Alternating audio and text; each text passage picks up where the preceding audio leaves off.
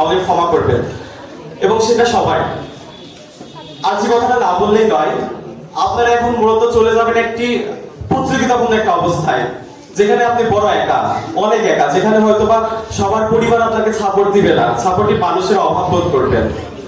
সেখান থেকে যদি একটা কথা বলি, জীবনটা হচ্ছে একটা র্যাট রেসের মতো। আমরা একটা সুখের পিছনে ছুটে চলি, কিন্তু আসলে সুখটা কোথায়? যখন আমি ক্লাস 5-এ পড়তাম, তখন আমাকে বলা হতো তুমি যখন হাই স্কুলে পড়বে তুমি অনেক স্বাধীন, যখন হাই স্কুল শেষ করলাম তুমি কলেজে গেলে অনেক স্বাধীন, এরপরে বিশ্ববিদ্যালয়ে এসে দেখি আমার কোথায় স্বাধীনতা? কোনো স্বাধীনতা নেই। স্বাধীনতা আসলে নিজের কাছে। এজন্য বলবো যে জীবনের ছোট ছোট যে বিষয়গুলো থাকে, আপনি সেখান থেকে নিজের সুখটাকে অনুভব করুন। জীবনের ছোট ছোট বিষয়ের মধ্যে সুখ আছে, অনেক বড় বড় বিষয়ের মধ্যে কিন্তু সুখ নেই। হয়তো কারো টিপটা বৃষ্টি ভালো লাগে, অথবা কারো বাদল দিন ভালো লাগে, সেই বিষয় কারো নীল আকাশ ভালো লাগে, সেই বিষয়টা নিয়ে